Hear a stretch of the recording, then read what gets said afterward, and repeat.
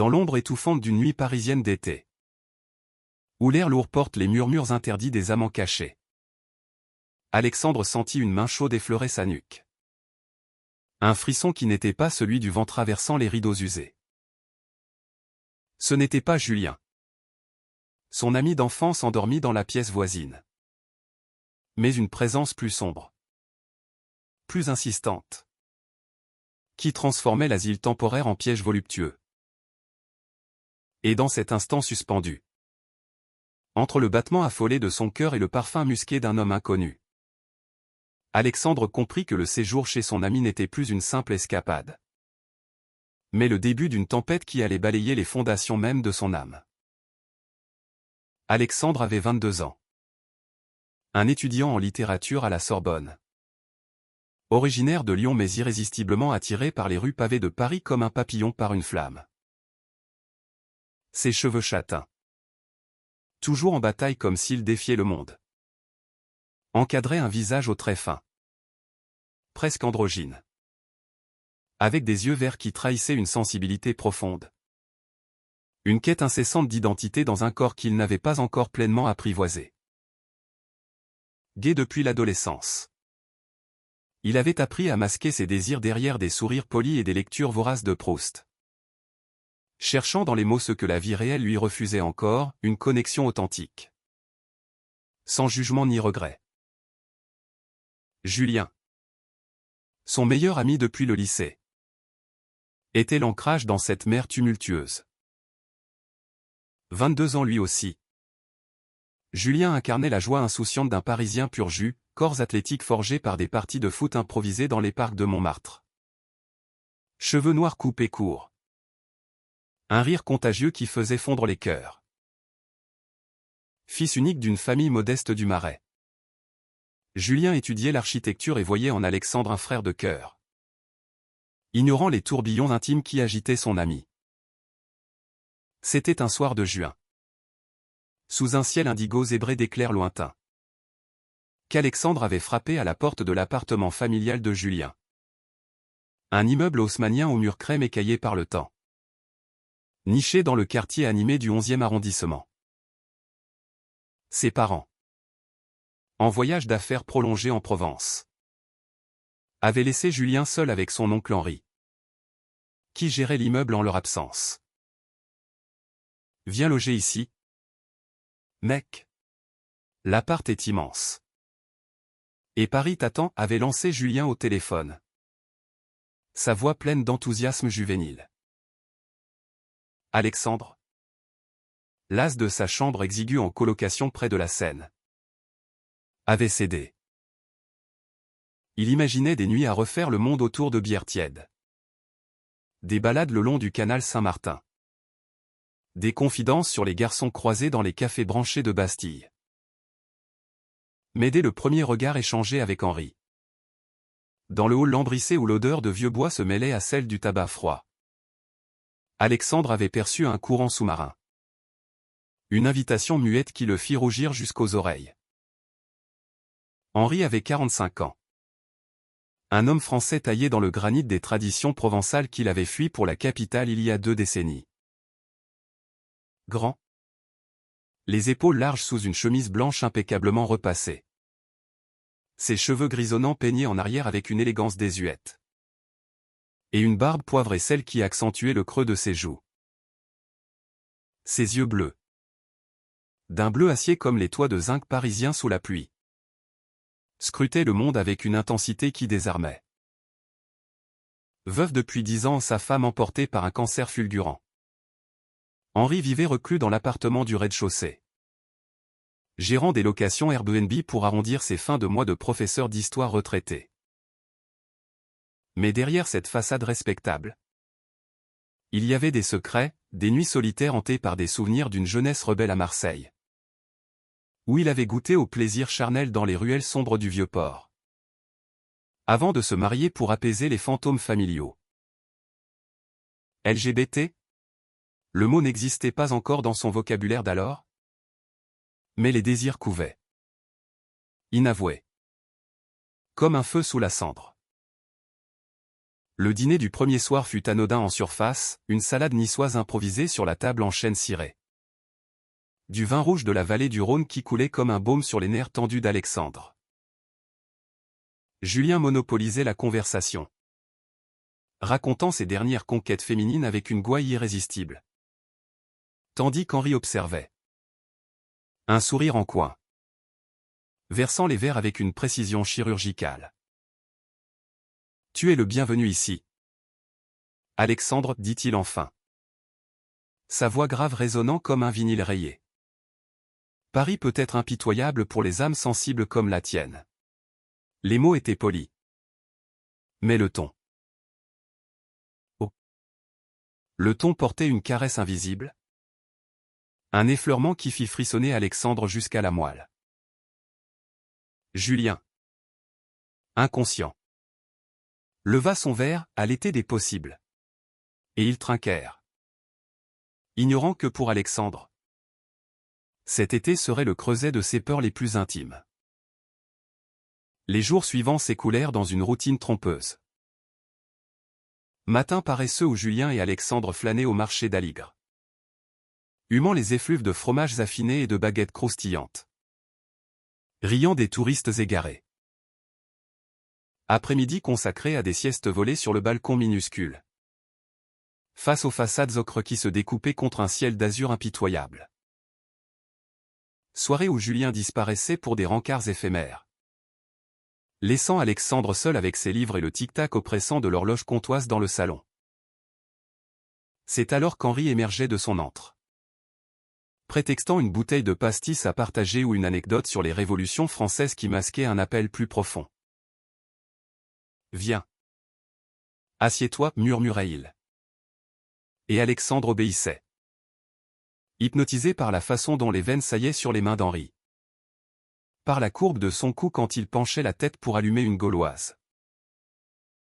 La première fissure apparut une semaine plus tard, par une nuit orageuse qui faisait trembler les vitraux des églises lointaines. Julien ronflait dans sa chambre, épuisé par une journée à escalader les toits pour un projet d'architecture. Alexandre, insomniaque, errait pieds nus dans le couloir obscur, cherchant un verre d'eau dans la cuisine exiguë. La lumière tamisée d'une lampe à pétrole filtrait sous la porte d'Henri, accompagné d'un air de Piaf en sourdine, « Non. Je ne regrette rien. » Poussé par une curiosité qu'il maudit plus tard. Alexandre frappa doucement. La porte s'ouvrit sur un tableau vivant, Henri torse nu. Une cicatrice pâle barrant son pectoral gauche au souvenir d'une bagarre de jeunesse. Un verre de cognac à la main. « Insomnie partagée ?» demanda-t-il. Et sans attendre de réponse, il attira Alexandre à l'intérieur d'un geste fluide, presque paternel. La pièce était un sanctuaire de masculinité contenue, livres empilés sur des étagères en acajou. Photo jaunie d'un Henri jeune en uniforme militaire. Une bouteille de parfum aux notes de vétiver ouverte sur la commode. Ils parlèrent d'abord de tout et de rien, de Baudelaire et de ses amours maudites. De la façon dont Paris avale les rêves des jeunes comme un ogre affamé. Mais l'air se chargea vite d'électricité, les mots se raréfiant au profit de silences lourds. Henri se leva pour verser un autre verre. Et quand il se tourna, son corps frôla celui d'Alexandre. Un contact fugace qui alluma un incendie. « Tu es beau. Tu sais » souffla Henri. Sa voix rauque comme le gravier des allées du Luxembourg. Alexandre recula, le cœur cognant. Mais ses yeux trahirent le mensonge, un désir miroir. Un appel à l'abandon. Ce fut le début de la danse périlleuse. Des regards volés pendant les repas. Des excuses pour s'isoler dans la buanderie commune où les machines ronronnaient comme des complices. Henri, avec une patience de chasseur, tissait sa toile, un livre prêté sur Rimbaud et ses amours scandaleuses. Une promenade improvisée le long de la Seine où il effleura la main d'Alexandre sous prétexte de désigner les péniches illuminées. Alexandre luttait. Déchiré entre la loyauté envers Julien et l'aimantation irrésistible de cet homme qui incarnait tout ce qu'il craignait et désirait, l'expérience. La force. L'interdit. C'est mal, se répétait-il dans le miroir craquelé de la salle de bain. Mais son corps le contredisait. Se rappelant chaque nuit les contours fermes d'Henri pressés contre lui dans l'ombre du couloir. Un soir de mi-juillet. Alors que la canicule transformait l'appartement en fournaise. Julien annonça un week-end à Deauville avec une nouvelle conquête. Profite de l'oncle Henri. Il adore les discussions profondes, lança-t-il en bouclant sa valise. Inconscient du gouffre qui s'ouvrait sous leurs pieds. Seul avec Henri. Alexandre sentit le masque tomber. Ils dînèrent sur le balcon. Un plateau de charcuterie et de fromage de chèvre frais. Le vin rosé de Provence coulant comme du sang chaud. La conversation glissa des méandres de l'histoire à ceux du cœur, Henri confia ses regrets. Les nuits où il avait nié son attirance pour les hommes pour plaire à une société rigide. Le mariage comme prison dorée. J'ai attendu trop longtemps pour vivre vraiment, avoua-t-il. Ses yeux rivés à ceux d'Alexandre. Qui sentit les larmes monter. Et toi? Petit? Qu'est-ce qui te retient? La nuit avala leurs doutes. Dans la chambre d'Henri. Au mur tapissé de velours fané. Ils s'abandonnèrent enfin. Les mains d'Henri. Calleuses d'années de labeur. Explorèrent la peau pâle d'Alexandre avec une tendresse vorace. Traçant des cartes invisibles de plaisir et de douleur. Alexandre. Pour la première fois. Se sentit vu. Désiré non comme un secret honteux mais comme une évidence. Leurs corps s'entrelacèrent dans une urgence fiévreuse. Le lit grinçant sous le poids de leur souffle mêlé. Tandis que dehors. Paris bruissait d'indifférence. Ce n'était pas seulement du sexe, c'était une rédemption. Un cri muet contre les chaînes invisibles de la norme. Henri murmura des promesses en français ancien. Des mots d'amour volés à Verlaine. Et Alexandre pleura. Libéré. Dans l'holo de son épaule. Mais le paradis fut bref. Julien revint allé et joyeux. Rapportant des coquillages de la Manche et des histoires de dunes enneigées de sel. Alexandre. Rongé par la culpabilité. Se mura dans un silence hanté. Évitant les regards complices d'Henri qui, lui, irradiait une sérénité nouvelle. Les signes s'accumulaient, un foulard oublié dans la cuisine. Un parfum persistant sur les draps. Julien. D'abord amusé par la tension artistique entre son ami et son oncle. Commença à percevoir les fissures. Une dispute éclata un soir. Après un dîner tendu où le vin coula trop librement. Qu'est-ce qui se passe ici? Tu me mens? Alex, hurla Julien. Les yeux emplis de trahison. Alexandre. Acculé. Avoua tout dans un torrent de larmes, les nuits volées. Les baisers volés. L'amour naissant qui le dévorait. La tempête familiale éclata comme un orage doux. Henri. Confronté. Ne nia pas, au contraire. Il se dressa.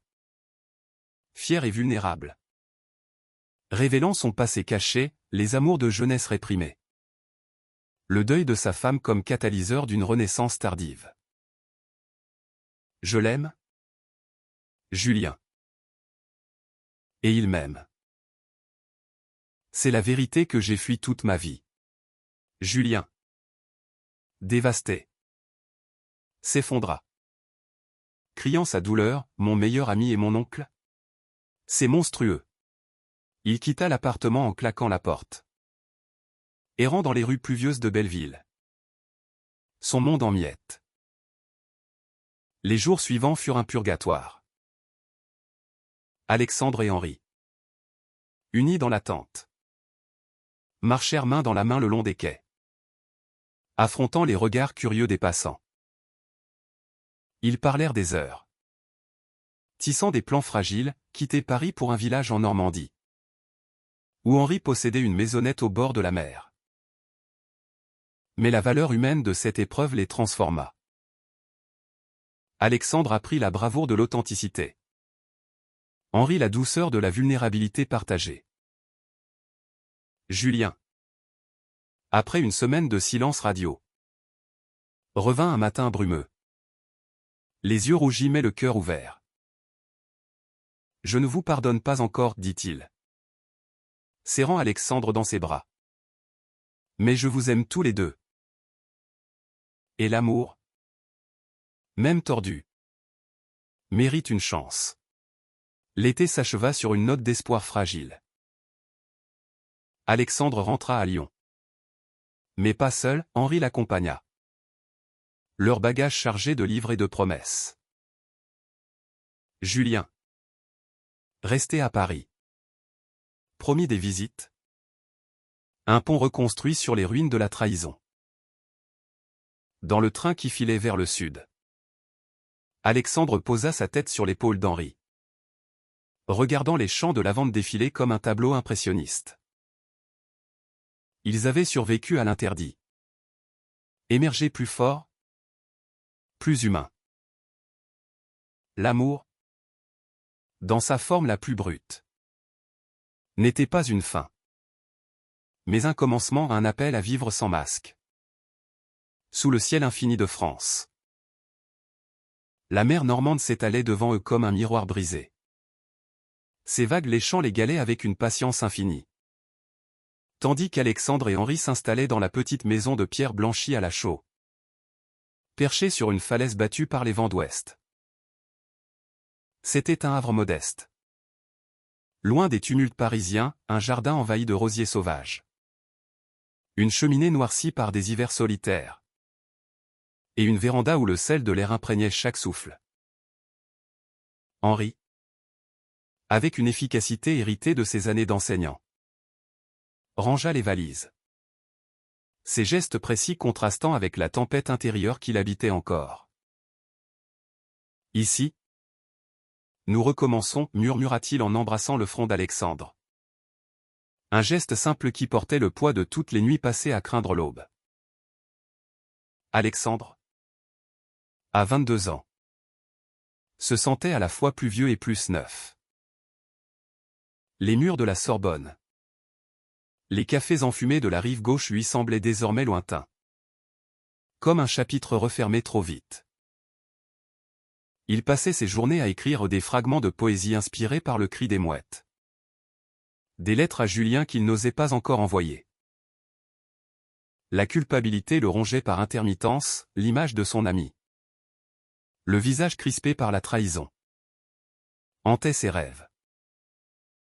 Pourtant, dans les bras d'Henri, il trouvait une ancre. L'homme de 45 ans, avec sa peau burinée par le soleil méditerranéen et ses cicatrices invisibles, lui apprenait la patience de l'amour mature, des matins paresseux à préparer des crêpes au sarrasin. Des promenades sur la plage d'Étretat où il ramassait des galets polis par l'océan, se tenant la main sans se soucier des rares promeneurs. Mais le passé n'était pas si facilement enterré.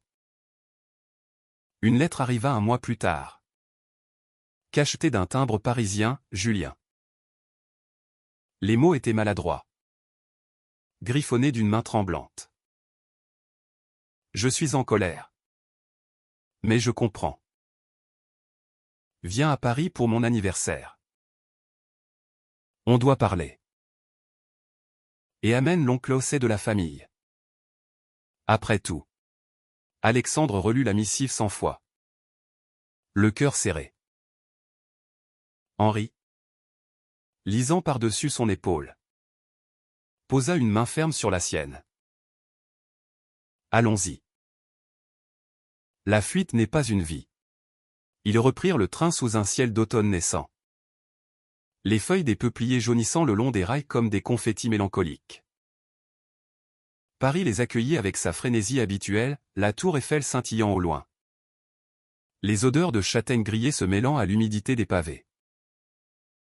L'appartement du 11e semblait inchangé.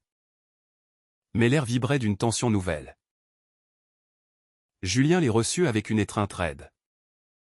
Ses yeux évitant ceux d'Henri.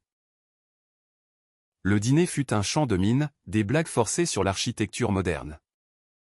Des silences ponctués par le cliquetis des couverts.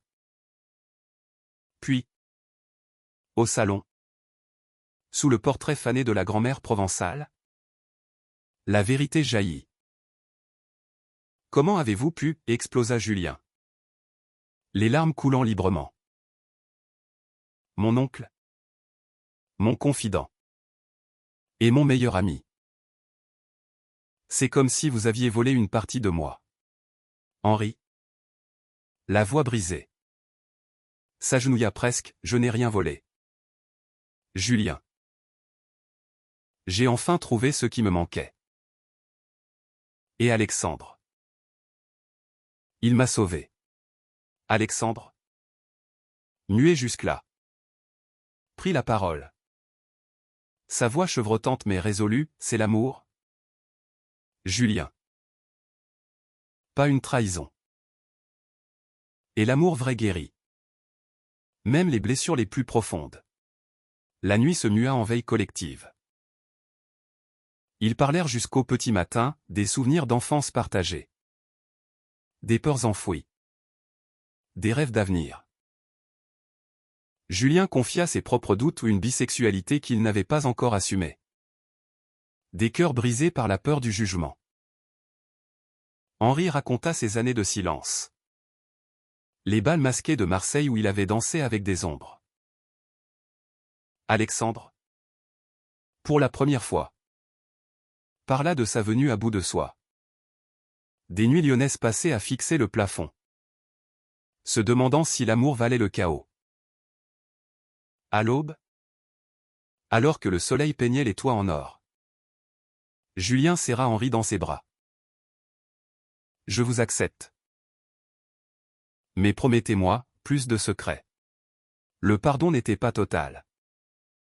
Mais c'était un pas. Un pont fragile vers la guérison. De retour en Normandie. Alexandre et Henri sentirent le vent tourner.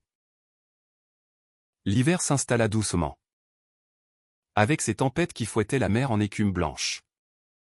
Mais leur amour s'épanouit dans l'intimité forcée. Ils lisaient à voix haute des passages de Gide. L'immoraliste résonnant comme un écho à leur propre histoire. Henri, encouragé par Alexandre, contacta une association LGBT de Caen. Assistant à ses premières réunions avec une timidité touchante. À mon âge. On se sent comme un intrus, avoua-t-il un soir. Mais Alexandre le serra fort, non. Tu es une révélation. Pour Alexandre. L'écriture devint catharsis, il entama un roman semi-autobiographique. Les ombres de Paris. Où des jeunes hommes défiaient les conventions pour embrasser leur vérité. Pourtant, les ombres persistaient. Une lettre des parents de Julien arriva. Ton sec et inquisiteur, quelles sont ces rumeurs? Henri. Es-tu malade? La famille provençale, ancrée dans ses traditions catholiques, menaçait de déshériter. De rompre les liens. Henri, pâle, affronta l'orage par téléphone. Sa voix ferme malgré les tremblements, je suis gai. Et heureux. Acceptez-le. Ou perdez-moi. Le silence qui suivit fut assourdissant. Mais au printemps. Une carte postale timide, nous venons en Normandie. Pour parler. La réconciliation fut laborieuse. Des larmes et des cris dans la véranda. Mais elle forgea une famille recomposée. Où l'amour transcendant les générations triomphait des préjugés. Alexandre. Diplômé de la Sorbonne par correspondance. Trouva un emploi d'assistant éditorial à Rouen. Un compromis entre mer et ville. Julien. De son côté, visita souvent, apportant des macarons de la durée et des nouvelles de Paris effervescents. Leur amitié, trempée au feu de la révélation, en sortit plus solide, des confidences sur les amours naissants de Julien. Des rires partagés sur les absurdités de la vie. L'été suivant, ils organisèrent une fête sur la plage, barbecue de fruits de mer. Musique de Brassens portée par le vent. Et pour la première fois, Alexandre et Henri s'embrassèrent ouvertement sous les étoiles. Applaudis par Julien et les vagues. Dans ce cocon normand, Alexandre apprit que l'amour n'était pas une ligne droite, mais un océan aux marées imprévisibles. Henri, libéré de ses chaînes, peignit pour la première fois des toiles abstraites de bleu et de gris, capturant l'essence de leur union. Et Julien, observant de loin, murmura un jour, « Vous m'avez montré ce que signifie vraiment être libre. La vie, avec ses kinks et ses courbes, s'offrait à eux comme un roman inachevé. Plein de promesses humanistes, l'acceptation de soi, le pardon aux autres, la célébration des amours qui défient les normes. » Les saisons se succédèrent en un tourbillon doux amer. La Normandie enveloppant leur trio dans son manteau de brume et de soleil timide. Alexandre, désormais 23 ans, s'était épanoui dans son rôle d'éditeur junior. Ses nuits rythmées par le cliquetis du clavier et les ronronnements approbateurs d'Henri.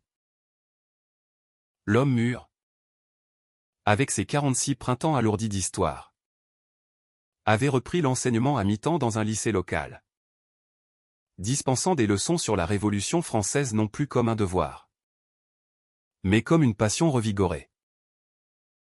Julien, fidèle à ses visites mensuelles, descendait de Paris en TGV. Sa valise bourrée de vinyles rares et de potins sur la scène queer de Pigalle.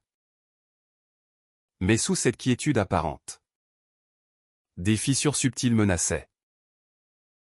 Une nuit d'octobre, alors que la pluie martelait les volets comme un reproche, Alexandre surprit Henri au téléphone. La voix basse et chargée d'hésitation. « Oui. Marie. Je sais. Mais les choses ont changé. » Marie, l'ex-femme d'Henri, qu'il n'avait pas revue depuis l'enterrement. Elle appelait pour une raison administrative, la vente d'une propriété commune, mais les mots glissèrent vers le personnel, regret. Et si? Un passé qui refusait de mourir. Alexandre, tapi dans l'ombre du couloir, sentit un poignard de jalousie le transpercer. Était-ce de la peur? Ou la preuve que leur amour, si pur, reposait sur des sables mouvants? Le lendemain, il confronta Henri lors d'une promenade sur la falaise de Fécamp. Le vent salé fouettant leur visage. « Qui est-elle pour toi? » Encore, demanda Alexandre, sa voix brisée par le sel et les larmes. Henri s'arrêta, prenant les mains tremblantes du jeune homme dans les siennes. Usé par le temps. Personne. Plus. Marie était un chapitre clos. Un mensonge pour survivre. Toi. Tu es la vérité. Ils s'embrassèrent là, au bord du vide. Les vagues en contrebas rugissant leur absolution. Cette crise, loin de les briser, les lia plus étroitement, des vœux renouvelés au coin du feu. Des nuits où Henri lisait des poèmes de Verlaine à Alexandre endormi. Sa voix comme un baume sur les plaies invisibles. Julien, sentant la tourmente à distance, organisa une escapade surprise à Honfleur pour Noël. La petite ville portuaire, avec ses façades à colombage et ses lumières festives, devint le théâtre d'une guérison collective. Ils louèrent une auberge au bord de l'estuaire, où l'odeur de cidre chaud se mêlait à celle de l'iode. Autour d'une table garnie de huîtres et de bûches de Noël. Julien leva son verre, à nous. La famille choisie. Pas parfaite? Mais vraie. Les rires fusèrent, chassant les ombres. Et pour la première fois, Julien confia un secret, son propre cœur battait pour un collègue architecte. Un certain Lucas. Aux yeux rieurs et aux mains habiles. Grâce à vous. J'ose, avoua-t-il, rougissant sous la lueur des bougies. L'année nouvelle apporta des vents favorables. Alexandre publia ses premiers textes dans une revue littéraire rouennaise. Des nouvelles sur l'amour interdit qui touchèrent un public inattendu. Henri, encouragé, exposa ses toiles dans une galerie locale. Des abstractions marines qui parlaient de tourments apaisés. Julien, de Paris, envoya des photos de sa première sortie avec Lucas, un pique-nique sous la tour Eiffel. Mains enlacées sans peur. Les lettres des parents d'Henri se firent plus chaleureuses. Culminant en une visite printanière, la mère, une provençale robuste aux yeux vifs, serra Alexandre dans ses bras après un dîner de bouillabaisse maison. Tu rends mon fils heureux. C'est tout ce qui compte, murmura-t-elle, essuyant une larme. Pourtant, la KCH-tine ne s'éteignait pas. Un soir d'été, alors qu'Alexandre et Henri rentraient d'un concert de musique baroque à Bayeux, une voiture les percuta légèrement sur une route sinueuse. Rien de grave, une aile froissée. Des bleus, mais l'adrénaline réveilla les fantômes. À l'hôpital de Deauville, attendant des radios inutiles, Henri confia, j'ai peur de te perdre. Petit. La vie est si fragile. Alexandre, le cœur gonflé, répondit, alors vivons-la pleinement. Voyageons. Aimons. Sans regret. Ils partirent ainsi pour un périple en Bretagne, longeant les côtes sauvages en camping-car emprunté à Julien. Dormant sous les étoiles. Faisant l'amour sur des plages désertes où le sable collait à leur peau comme une promesse éternelle. De retour, la routine s'enrichit de projets, un podcast sur les histoires LGBT françaises. Animé par le trio. Où des voix anonymes partageaient leur lutte. Les auditeurs affluèrent. Touchés par l'authenticité brute. Alexandre y trouva une vocation. Henri une rédemption publique. Julien un lien avec Lucas, qui rejoignit l'aventure comme invité. L'amour, dans sa multiplicité, se révélait non comme une possession, mais un réseau de soutien. Un humanisme tissé de vulnérabilité partagée. À l'automne suivant, Alexandre surprit Henri avec une bague simple, en argent martelé par un artisan normand. Pas un mariage, pas encore, mais un engagement. Henri, ému aux larmes, accepta. Et ils célébrèrent avec Julien et Lucas sur la plage. Un feu de camp crépitant comme leur cœur. La mer, témoin indifférent, emporta leurs vœux dans ses flots, promettant que l'amour, guécéenne et romantique, triomphait toujours des tempêtes. L'hiver 2026 enveloppa la Normandie d'un manteau de givre scintillant, transformant les falaises en sculptures éphémères. Tandis qu'Alexandre et Henri naviguaient les eaux calmes de leur routine partagée. À 24 ans, Alexandre avait gravi les échelons éditoriaux, supervisant désormais une collection de témoignages queer chez un petit imprimeur rouennais.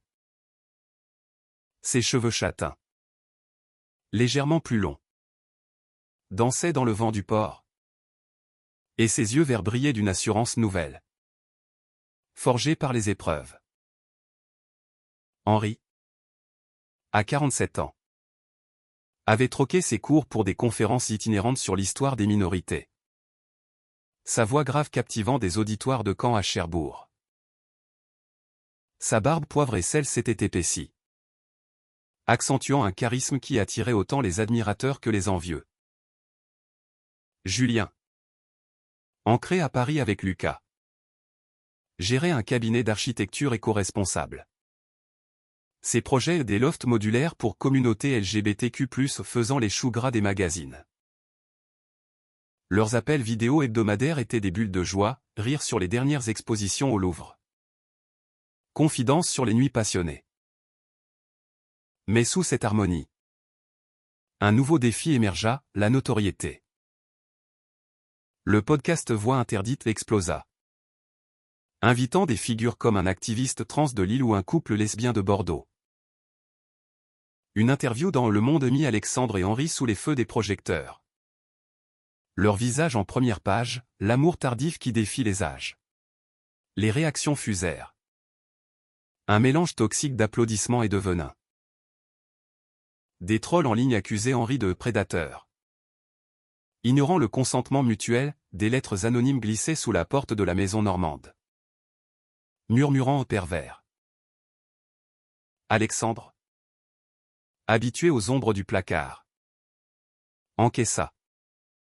Mais Henri, dont la vulnérabilité était encore fraîche, sombra. Une nuit, il se réveilla en sueur. Hanté par un cauchemar de son passé marseillais, une descente de police dans un bar clandestin. Des amis arrêtés pour outrage aux mœurs.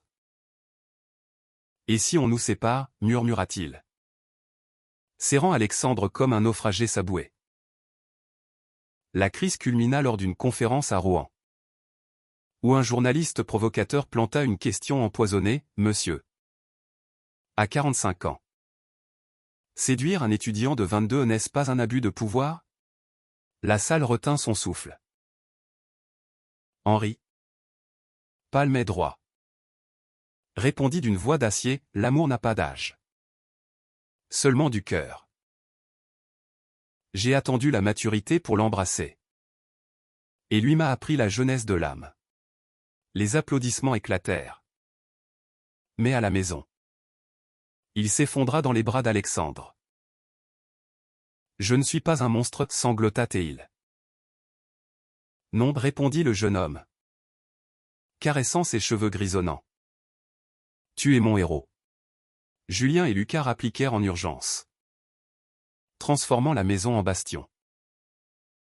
Ils organisèrent une contre-attaque, un épisode spécial du podcast sur le slut-shaming, avec des témoignages de survivants de jugements hâtifs. La communauté répondit en force. Des milliers de messages de soutien inondant leur boîte. Cette épreuve, GCN comme un thriller psychologique, révéla la résilience de leurs liens. Henri, cathartique, écrivit une lettre ouverte publiée dans Tétu, plaidant pour une société qui juge les actes, non les apparences.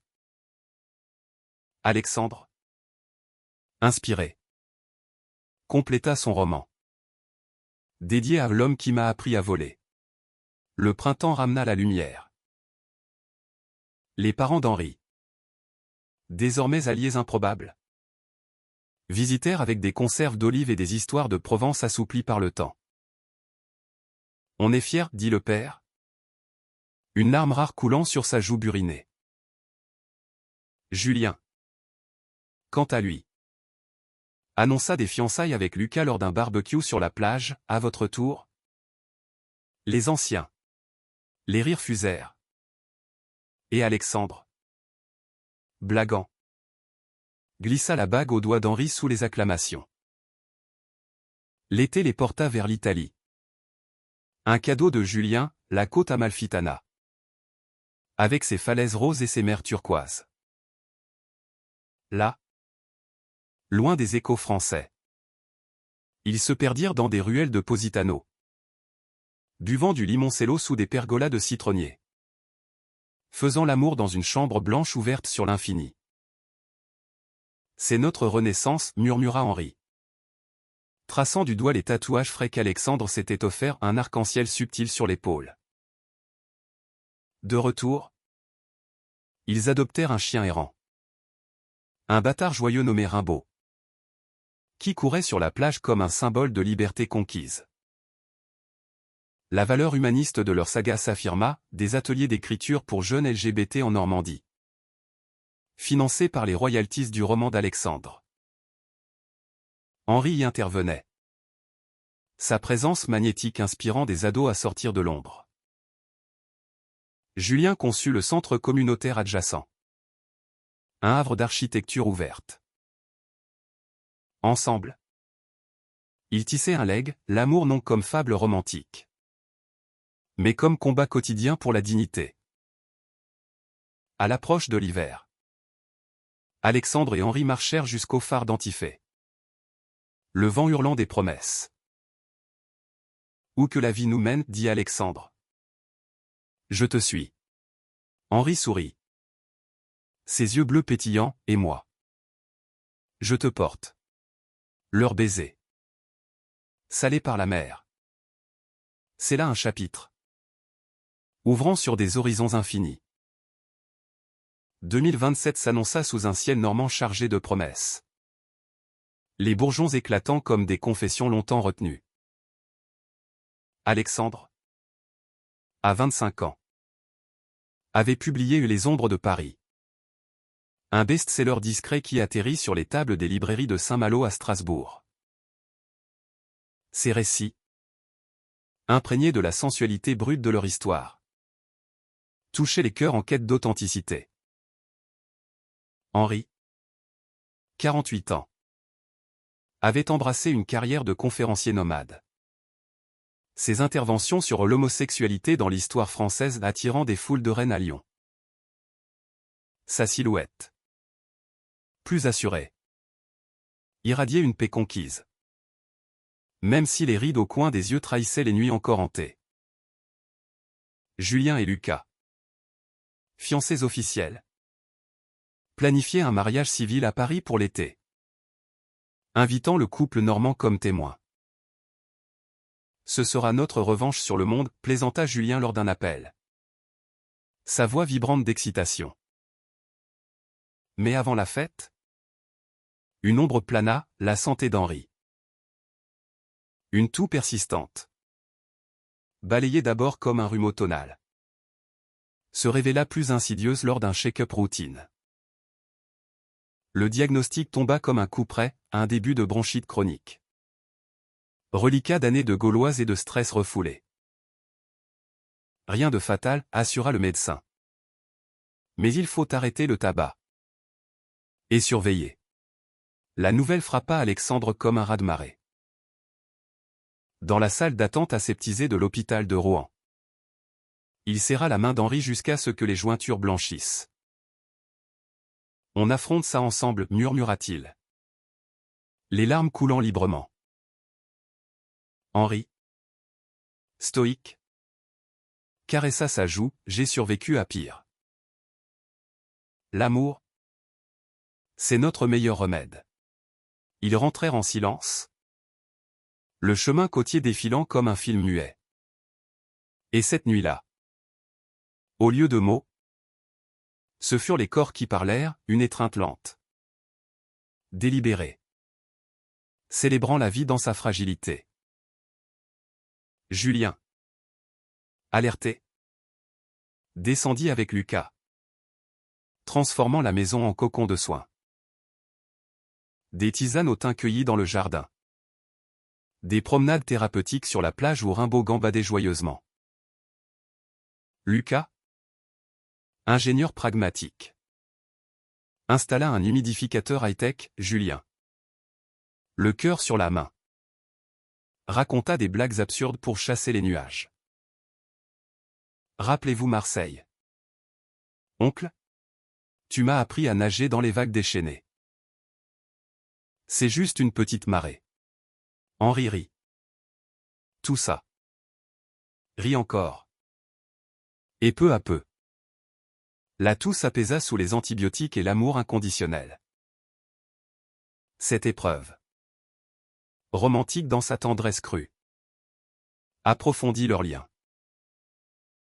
Alexandre écrivit un chapitre inédit pour son livre La maladie de l'âme, explorant comment la vulnérabilité physique révèle la force spirituelle. Henri, sevré du tabac par la volonté d'Alexandre, remplaça la cigarette par un pipe en argile, fumant du tabac sans nicotine face à la mer. C'est symbolique, dit-il. Comme notre amour, apparence inchangée. Essence renouvelée. Julien, inspiré, intégra des espaces bien-être dans ses designs architecturaux. Des havres de guérison pour communautés marginalisées. Le mariage de Julien et Lucas fut un triomphe d'émotions pures. À la mairie du 4e arrondissement. Sous un ciel parisien clément. Les vœux échangés résonnèrent comme un hymne à la diversité, dans un monde qui nous a forcés à cacher. Nous choisissons la lumière. Alexandre, tenant la main d'Henri, sentit les larmes monter en voyant Julien, rayonnant dans un costume slim, embrasser Lucas sous une pluie de pétales de rose. La réception au bord de la Seine. Avec jazz manouche et champagne millésimé. C'est là leur famille élargie, toast à l'avenir. Danse folle jusqu'à l'aube. De retour en Normandie. Alexandre surprit Henri avec un voyage surprise en Provence. Berceau de ses racines. Ils roulèrent à travers les champs de lavande en fleurs, s'arrêtant à Gordes pour des dîners sous les platanes. Henri, ému, visita la maison familiale.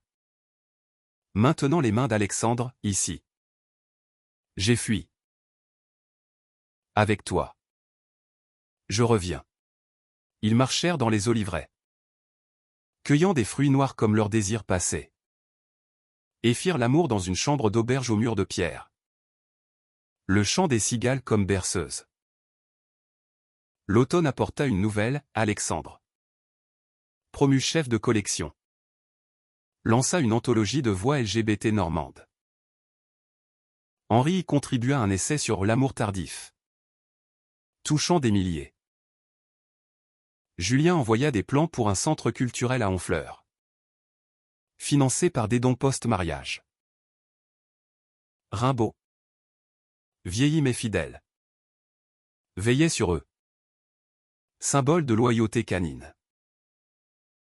Face à la mer hivernale, Alexandre et Henri contemplèrent l'horizon.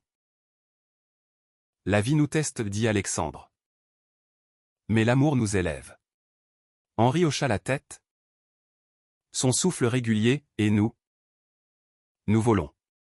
Leur histoire, KCH teen et humaine, continuait. Un témoignage vivant que l'amour vrai guérit toutes les cicatrices. Le printemps 2028 fleurit en explosion de couleurs. Les falaises normandes se parant de verdure tendre comme un amour renaissant. Alexandre, 26 ans, trônait désormais aux commandes de sa maison d'édition. Son bureau rouennait encombré de manuscrits vibrants de passion refoulée. Ses yeux verts, plus profonds, reflétaient une sagesse durement acquise, ses cheveux châtains, noués en queue de cheval négligé, dansaient au gré des vents changeants. Henri, 49 ans, avait canalisé son énergie en un livre, Écho interdit. Mémoire d'un guet provençal dans la France du XXe siècle. Préfacé par Alexandre. Sa présence, magnétique, attirait des invitations à des festivals littéraires de Deauville à Dinard. Julien et Lucas, mariés depuis 1 an, attendaient leur premier enfant via GPA en Espagne, un garçon, prénommé Émile, en hommage à Zola. Oncle Henri sera le parrain idéal, taquina Julien lors d'une visite. Son ventre encore plat sous un pull ample. Mais la joie fut teintée d'un défi inattendu, une polémique autour du livre d'Henri. Un critique conservateur. Dans Le Figaro. Le qualifia de propagande victimiste, ravivant les trolls en ligne. Encore, grogna Alexandre, protégeant Henri comme un lion son cube. La controverse éclata lors d'un lancement à Caen, huée sporadique. Pancarte famille traditionnelle brandie par un groupe ultra-conservateur. Henri, au pupitre, ne flancha pas. Mes échos sont ceux de milliers d'invisibles. Écoutez-les. Où perdez-vous dans le silence? Alexandre, à ses côtés, serra son poing sous la table, prêt à bondir. Julien, présent avec Lucas, filma la scène pour le podcast, transformant l'agression en appel viral à la tolérance. Les soutiens affluèrent, pétitions, articles élogieux dans Libération. Un buzz qui propulsa le livre en tête des ventes. Cette bataille, guesséenne comme un duel d'esprit, fortifia leur unité. À la maison, ils célébrèrent avec un feu de joie sur la plage, marshmallows grillés, vin chaud et des histoires chuchotées à Rimbaud assoupi. Tu es mon bouclier, murmura Henri à Alexandre, l'embrassant sous la lune. Et toi? Mon feu, répondit le jeune homme, leur corps s'entremêlant dans le sable froid. Une danse primitive de gratitude. L'été apporta Émile. Un bébé aux yeux bleus comme Henri. Aux cris vigoureux comme Julien. Le baptême laïque à Paris fut un carnaval d'émotions, famille élargie. Amis queer de toute la France. Un pique-nique au jardin des Tuileries où les rires fusaient plus fort que les pleurs. Alexandre, tenant le minuscule paquet, sentit une tendresse paternelle naissante, un jour. Peut-être.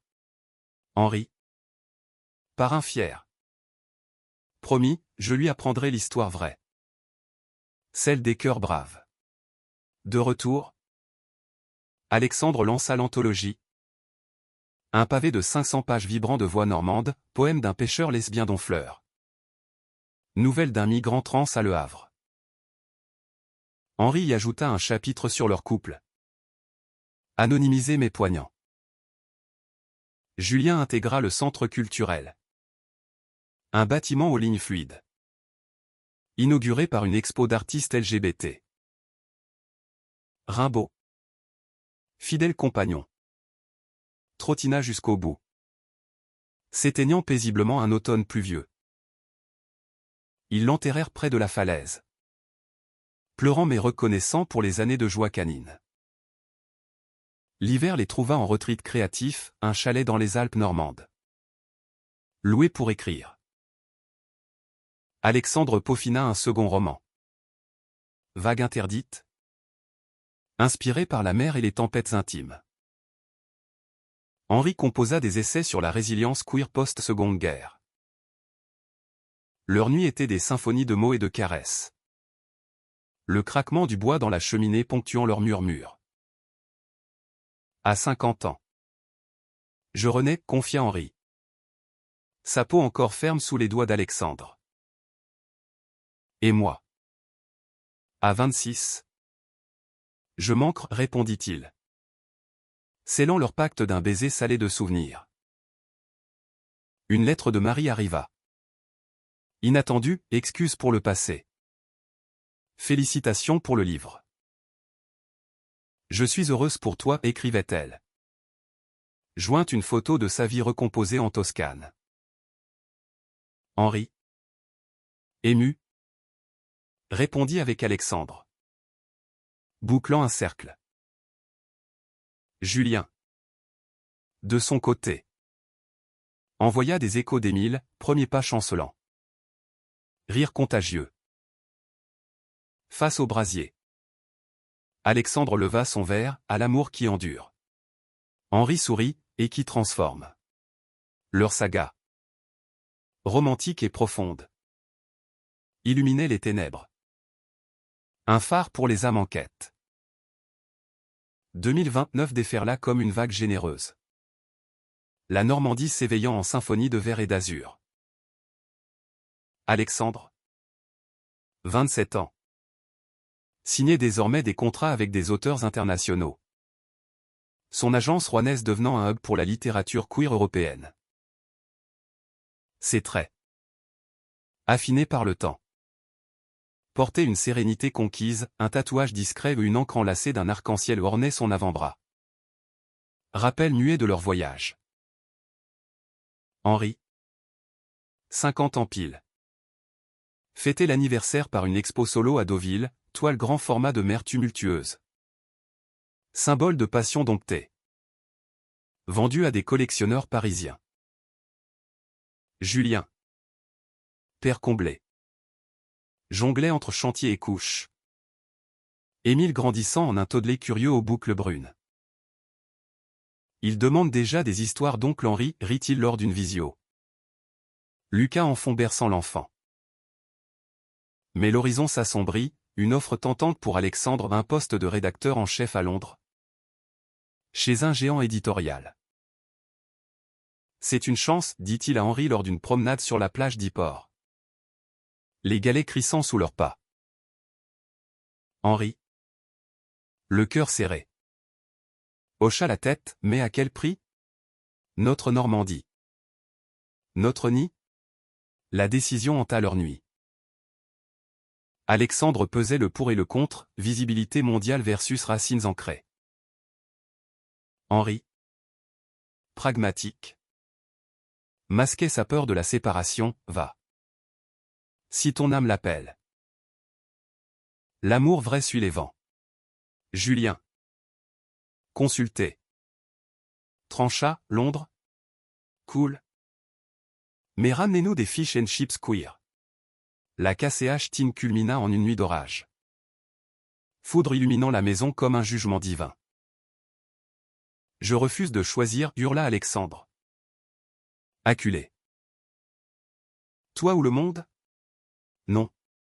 Nous irons ensemble. Ou pas du tout. Henri. Brisé. À voix, j'ai peur d'être un frein. Vieux loup gris dans ta course. L'aube apporta la clarté, refus de l'offre. Alexandre opta pour un partenariat franco-britannique. Voyageant sans eprouteur. Notre amour est mon encre, déclara-t-il. Scellant le pacte d'un voyage à Londres pour Networker. Henri à ses côtés. La ville. Grise et grouillante. Les enveloppa, pub du Soho Queer. Thé au British Museum. Nuit dans un hôtel victorien où ils rirent des accents cockney. Ici, on est anonyme. Libre, murmura Henri. Mais Alexandre secoua la tête, non. Notre liberté est en Normandie. Avec la mer comme témoin. De retour, ils lancèrent un festival littéraire à Honfleur, Vague et Voix. 3 jours de lecture. Débat. Atelier sous des tentes face à l'estuaire. Julien conçut les installations au podium en bois flotté. Éclairage solaire. Émile. Âgé de 2 ans. Trottina parmi les invités. Distribuant des coquillages comme des badges d'honneur. Le succès fut retentissant, 5000 visiteurs. Des partenariats avec Berlin et Amsterdam. Henri y présenta un reading émouvant de son livre. Voix chevrotante sur les passages d'amour cachés. Alexandre. Modérateur. Le regarda avec une fierté amoureuse. Leurs regards se croisant comme des promesses. L'automne révéla une surprise, Henri. Après un bilan médical impeccable. Proposa le mariage. Pas pour la paperasse. Mais pour l'âme, dit-il. À genoux sur la plage au coucher du soleil. Une bague en or blanc gravé et éternelle. Alexandre. Larmes aux yeux. Accepta, oui. Pour toujours. La cérémonie. Intime. eut lieu à la mairie de Trouville, Julien et Lucas témoins. Émile porteur des alliances dans un panier de fleurs des champs. Veut murmurer en français ancien. Baiser salé par l'air marin. Réception dans le centre culturel avec jazz et fruits de mer.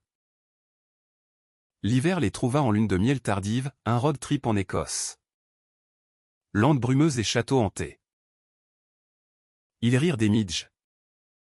Firent l'amour dans des B&B cosy. Visitèrent des sites celtiques où l'amour homérique résonnait. À 50. Je suis un aventurier, plaisanta Henri. Alexandre rit, et moi. Ton fidèle mousse. Le printemps 2030 naquit avec Émile marchant seul. Et un nouveau projet, adoption. Inspiré par Julien. Ils entamèrent les démarches pour un enfant ou une petite fille d'origine roumaine. Prénommée Lila. Les paperasses furent un marathon. Mais l'amour les porta. Julien. Oncle Bi. Envoya des jouets, Lucas. Des plans de nurserie. Leur histoire. Culminant en une famille élargie. Incarnait l'humanisme ultime, amour romantique devenu legs collectif. KCH Teen résolu en harmonie durable. 2030 s'ouvrit sur des joies enfantines. La maison normande résonnant des gazouillis de Lila. Adoptée à 6 mois. Ses yeux noirs pétillants comme les nuits provençales d'Henri. Alexandre. 28 ans. Équilibrant édition et paternité. Publia une suite à son roman, Horizon ouvert. Best-seller traduit en 5 langues. Ses cheveux châtains grisonnaient aux tempes traces d'insomnie joyeuse. Mais son sourire rayonnait d'une plénitude paternelle. Henri. 51 ans. Avait ralenti ses conférences pour des ateliers locaux. Enseignant l'histoire queer à des classes de lycée. Sa barbe blanche naissante lui valant le surnom affectueux de sagesse de mère. Julien. Avec Lucas et Émile désormais 4 ans. Visitait souvent. Leurs enfants Lila et Émile formant un duo infernal de rire et de bêtises. La meute grandit, riait Julien. Aidant à bâtir une balançoire dans le jardin. Mais une ombre plana, la retraite imminente d'Henri. Couplée à une crise éditoriale pour Alexandre ou une fusion d'agences menaçant des licenciements. Et si on perd tout, confia Alexandre une nuit. Lila endormie entre eux. Henri. Serrant sa main, on a bâti sur du roc. L'amour est notre fonds de pension. La KCH Teen s'intensifia lors d'une réunion à Rouen, Alexandre. Défendant ses auteurs. Affronta les cadres en costard. La littérature queer n'est pas un niche, c'est l'âme de demain. Son discours. Viral sur les réseaux. Sauva l'agence. Mais l'épuisement le frappa, une grippe tenace. Suivie d'une prise de conscience. Je cours trop, avoua-t-il à Henri. Ralentissons. Ils prirent un sabbatique, un été en Provence. Chez les parents d'Henri. Désormais grands-parents fiers de Lila. Les champs de lavande les enveloppèrent. Les oliveraies murmurant des secrets ancestraux. Lila trottina pieds nus. Cueillant des fleurs, Émile. En visite. Apprit à grimper au figuier avec Henri. Les soirées étaient des festins, ratatouille. Rosé frais. Contes provençaux au clair de lune. Ici. J'ai nié qui j'étais, confia Henri à Alexandre. Main dans la main sous les étoiles. Maintenant. Je célèbre. Ils firent l'amour dans la chambre d'enfance d'Henri. Un pèlerinage sensuel. Riant des grincements du lit centenaire. De retour. Alexandre réorienta son agence vers le numérique, podcast. E-books interactifs. Henri lança un club de lecture queer senior. Reliant générations. Julien élargit le centre Honfleur en campus. Avec crèche pour Lila et Émile. La famille s'agrandit, Noël géant. Pâques sur la plage. Anniversaire où les toasts volaient au amour victorieux. Un automne doux. Lila fit ses premiers mots, Papa Henri. Pointant le barbu bienveillant. Alexandre pleura. Henri rit aux éclats. Leur podcast évolua en série TV. Écho vivant. Diffusé sur France Culture. Touchant des millions. La critique? Oubliée dans l'océan des louanges. L'hiver 2031 les trouva au coin du feu. Lila et Rimbaud II, le chiot successeur, assoupi. Notre histoire, murmura Alexandre, est un roman sans fin. Henri embrassa son front, plein de rebondissements. Mais toujours vers la lumière. Julien, appelant, ajouta, et nous. Les chapitres suivants. Leur l'ex-humaniste brillait, amour LGBT non comme exception. Mais norme joyeuse. KCH Tine fondu en sérénité éternelle.